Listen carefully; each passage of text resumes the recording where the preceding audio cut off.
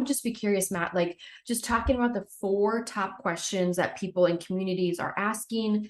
How can our churches utilize what you're finding to answer these questions? Like, what are the 4 things that just keep coming to the top of the search engine or whatever? Yeah. So, one, just to add on, here's my language that I use. We spray and pray a lot in church, and my job is to not do that.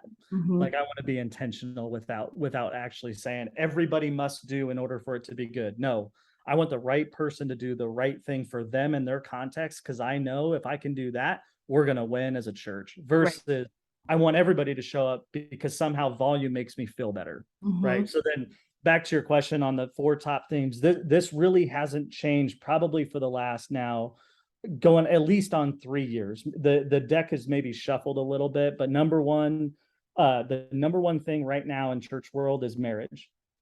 That's just number one. Good. Number two is mental health, and that spans the spectrum of both married couples and single people. And it's getting worse as you get younger in age brackets.